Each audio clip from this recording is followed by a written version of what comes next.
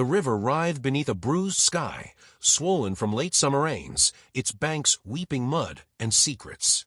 A hawk wheeled overhead, crying like a warning only the land could understand. Below, where the cottonwoods leaned like old sentinels over the water, Colt Mercer reined in his mare. Something in the current didn't look right, something unnatural. His eyes, lined by years and losses, narrowed. He dismounted with a grunt, boots sinking into wet earth. Colt didn't believe in omens. He didn't believe in much of anything anymore. Not after what the war took. Not after what his brother's grave still whispered to him at night. But the river was trying to say something today. He pushed through the brush, heart thudding, not with panic, but with that heavy dread that feels a lot like memory. That's when he saw her. Half in the river, half tangled in the reeds, a woman's body was draped like driftwood. Pale skin chilled blue, soaked hair coiled around her throat like river snakes. She wasn't dead, not yet. Her chest gave a shuddered rise, and that was enough. Hell, Colt muttered, stripping off his coat. He splashed into the cold, teeth clenching. Water slapped his legs, dragged at his balance. He reached her, cradled her head, arms trembling beneath the weight of a life not his own. She moaned, a raw, broken sound. Blood seeped from a gash on her temple. He didn't ask who she was. Didn't care. He just carried her out. Back on shore, he laid her gently on a patch of moss. His hands, rough as old leather, brushed wet strands from her face. Young, maybe 25. High cheekbones. Eyes closed, lashes trembling like they might open, but didn't trust the world enough to try. She wore deer-hide clothing torn at the shoulders. One moccasin gone. Scrapes marred her arms, but those weren't from the river.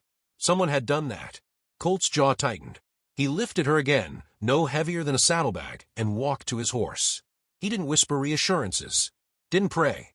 He just rode hard, fast, silent. The cabin came into view just before sundown, tucked deep in the ash pines. It wasn't much, for walls and a stove, but was dry and warm, and no one ever came looking this far out.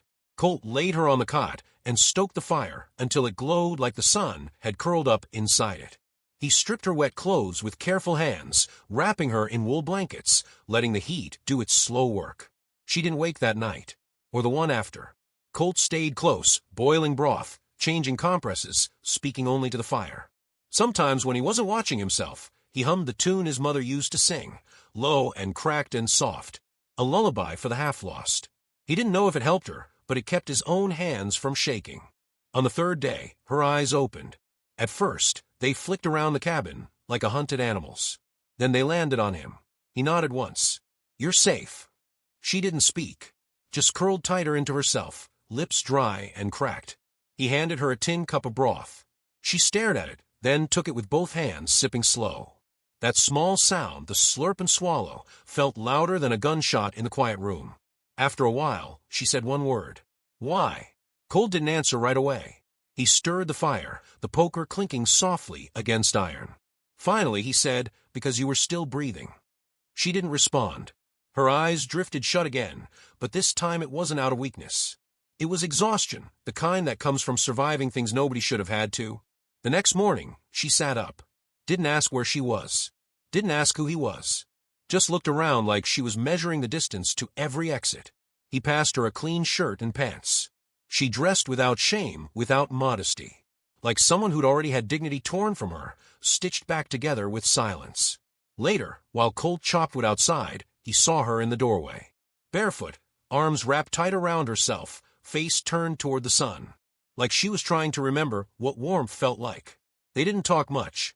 He found her name a week later, not by asking, but by listening. She was whispering to herself by the fire, a prayer, maybe. Or a memory. The syllables hung soft in the air, Ayana.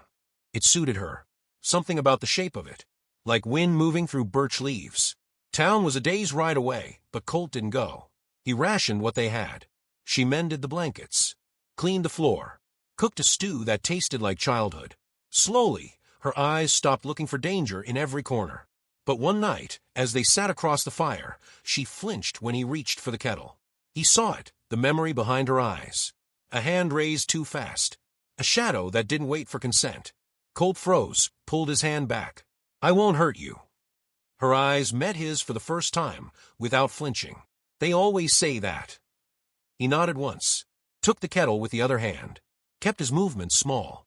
That was the moment something shifted.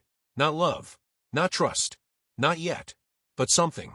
2 nights later, a storm rolled in, rain hammering the roof like hoofbeats. Thunder cracked across the sky. Ayanna woke gasping, bolting upright. Colt was already by the fire, feeding it more wood. She moved to his side, sitting without a word. He handed her a blanket. She didn't thank him, just leaned closer. Their shoulders touched. That was all. No confession, no grand gesture. Just warmth shared between 2 people who'd forgotten they were allowed to need anything at all. And in that hush, as the storm howled outside and the fire snapped like an old tune, being remembered, Ayanna whispered, "He thought I died." Colt didn't ask who, or what. He just looked at her with eyes that said, "So did I." And outside, the river swelled again, like it too had something left to say. The first time Ayanna ventured past the cabin's edge, she did it barefoot, like a deer stepping into open ground. The forest didn't frighten her, it was the silence of safety that unsettled her more than the threat of noise. She paused by the ash tree where Colt was splitting wood, her arms crossed, eyes scanning the slope toward the horizon. "I need to go into town," Colt said without looking up. His axe fell again, clean through the log. She said nothing, but the breath she took sounded like it carried stones. He waited. Another log split. "You should be careful," she said at last, almost too quiet for the trees to hear. "There are men there who know me." He looked at her then. "Is one of them the one who thought you died?" She hesitated, then nodded. He didn't press her. Colt never asked for stories people weren't ready to tell.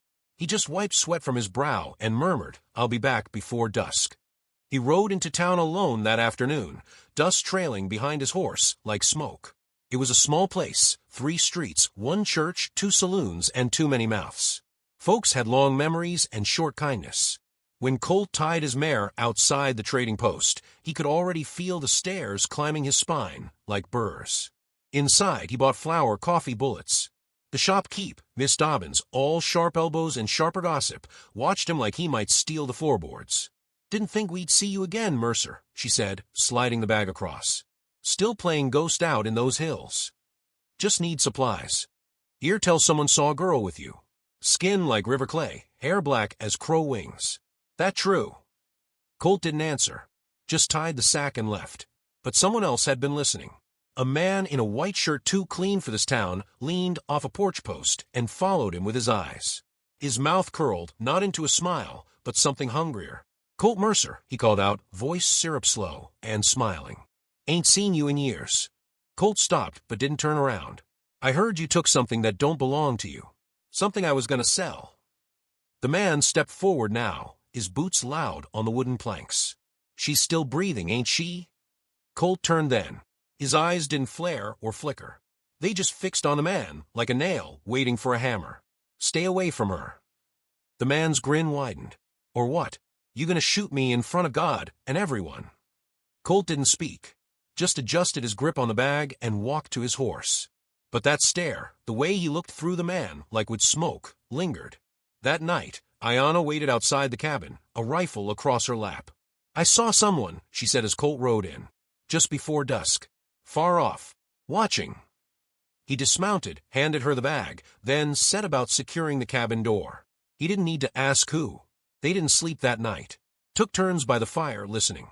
But the forest held its breath, and the stars refused to blink. By morning it was worse. Hoofbeats. 3 of them. Slow. Deliberate. Colt stood in the doorway, rifle resting against his hip. Ayanna stayed behind the curtain, watching with narrowed eyes. The man in the clean shirt rode at the front, flanked by 2 others, both with eyes like hunting dogs and hands never far from their belts. "Thought we might stop by," the man called, smiling wide. "Check on an old friend." Colt didn't move. "She in there?" "The girl." "Turn around," Colt said, his voice like gravel over firewood. The man chuckled. "Now that ain't very hospitable. You think this is a welcome gate." The man's smile faltered just slightly. "I paid for her, you know. Good silver. And if she's alive, she's still mine." "She ain't." For a second, all sound seemed to drop from the woods. Even the wind hid in the pines. "You'll get yourself killed," the man said, spitting in the dirt. Colt's fingers flexed over the wood of his rifle. "Maybe." But the man didn't draw. Not yet. Something in Colt's posture, Coiled, still unshaking, told him today wasn't the day to push further. He gave a snort, flicked his reins, and the three of them rode off. Not retreating, just circling. That evening, Ayanna lit the fire without being asked. Colt sat nearby, staring into the flames. "You didn't have to do that," she said. "I did. I'm not yours to protect." "I know." She looked at him then, long and unblinking. "But you still did." Colt nodded, and the quiet between them wasn't heavy now. It was warm. Familiar. She stood and crossed the room. Sat beside him. Close. Close enough that the heat between them had nothing to do with the fire. "I cut my braid once," she said. "Back when I thought I'd die. It was a ritual, marking the end. A goodbye to the girl who trusted." Colt said nothing, just watched her fingers as they played with strand of her hair. She pulled out a small blade, lifted a lock, and hesitated. "But I think maybe I was wrong. Maybe that girl didn't die. Maybe she was just waiting." She cut the braid, laid it on the hearth. Colt looked down at it like it was a newborn thing, fresh from the ashes. Then up at her. "You can stay," he said, "as long as you want." Her hand brushed his. No more flinching, no more fear. And outside, beyond the firelight, the forest stirred gently, as if some deep thing had exhaled. As if, for once, the night itself had given its blessing.